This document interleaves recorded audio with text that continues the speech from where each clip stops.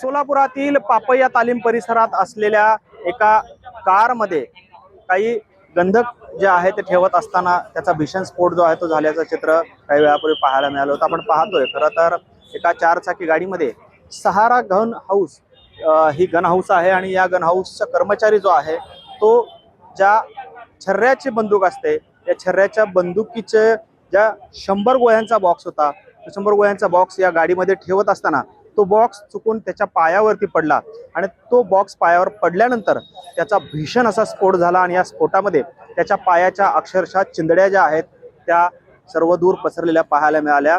त्यानंतर मात्र या कर्मचाऱ्याला दवाखान्यात दाखल करण्यात आलेला आहे। मात्र आपण पाहतो या ठिकाणी कॉन्सन्ट्रेटेड सल्फर म्हणजेच गंधकाचा जो वापर आहे तो या छर्र्याच्या बंदुकीमध्ये केला जातो आणि जवळपास 100 गोळ्यांचा हा बॉक्स होता। हा 100 गोळ्यांचा बॉक्स या ठिकाणी गाडीमध्ये ठेवत असताना या सहारा गन हाऊसचे मालक जे आहेत बाळासाहेब फुले यांच्या गाडीमध्ये ठेवत असताना या केदारनाथ कचरे नामक त्यांचा जो कर्मचारी आहे त्याच्या पायावर हा बॉक्स पडला आणि त्यामुळे भीषण असा स्फोट जो आहे तो त्याच्या पायावरती झाला आणि पायाच्या चिंदड्या उडाल्या। आपण पाहतोय खरं तर सोलापूर शहरातील फौजदार चावडी पोलीस स्टेशनच्या अंतर्गत हा तपास या ठिकाणी सुरू आहे आणि बॉम्ब शोधक आणि बॉम्ब नाशक पथक जे आहे ते देखील या ठिकाणी दाखल झालेलं आपल्याला पाहायला मिळत आहे आणि याचा तपास जो आहे तो या ठिकाणी सुरू आहे।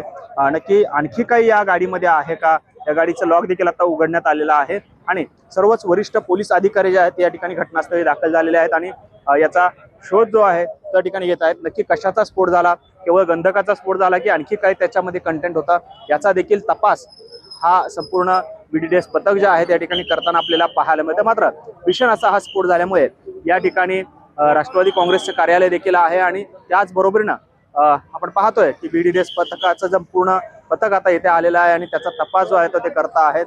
डॉग आहे, डॉग स्क्वॉड आहे। आपण पाहतोय बॅग जी आहे या गाडीतून काढण्यात आलेली आहे। या बॅगेमध्ये आणखी काय आहे का याचा देखील शोध हे सर्व पथक जे आहे ते घेताना पाहायला मिळतं। आपण पाहतोय पुतळ्याच्या माध्यमातून याचा तपास आता हे पथक जे आहे ते करत आहे आणि नक्की या बॅगेमध्ये काय आहे त्याचा देखील शोध जो आहे तो हे सर्व पथक जे आहे ते घेताना पाहायला मिळतं। आपण पाहतोय खरं तर बॉम्ब शोधक मशीन सुद्धा या ठिकाणी आणण्यात आलेली आहे आणि या मशीनच्या माध्यमातून त्यामध्ये बॉम्बचा काही अंश आहे का किंवा स्फोटकाचा काही अंश आहे का याचा देखील शोध हे सर्व पोलीस कर्मचारी आणि BDDS पथक जे आहे ते घेताना आपल्याला पाहायला मिळतं। त्यामुळे एकंदरीतच सोलापूर शहरातल्या या जुनी मिल कंपाऊंड परिसरामध्ये खळबळजनक परिस्थिती जी आहे त्या ठिकाणी निर्माण झालेली आपल्याला पाहायला मिळते। त्यामुळे केदारनाथ कचरे असं या जखमी कर्मचाऱ्याची परिस्थिती अतिशय गंभीर आहे। त्याचा पूर्ण उजवा पाय जो आहे तो त्याच्या चिंधड्या उडालेल्या आहेत। त्यामुळे आता त्याच्यावरती उपचार सुरू आहेत तर दुसरीकडे त्याचा देखील शोध जो आहे तो घेता आहेत।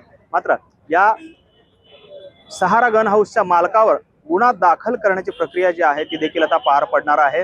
निष्काळजीपणा केल्यामुळे हा गुन्हा जो आहे तो दाखल होण्याची शक्यता आता पोलीस सूत्रांकडून वर्तवण्यात आली आपल्याला पाहायला मिळते। कॅमेरामन अनिल कांबळेसह सागर सुरवसे, TV9 मराठी, सोलापूर।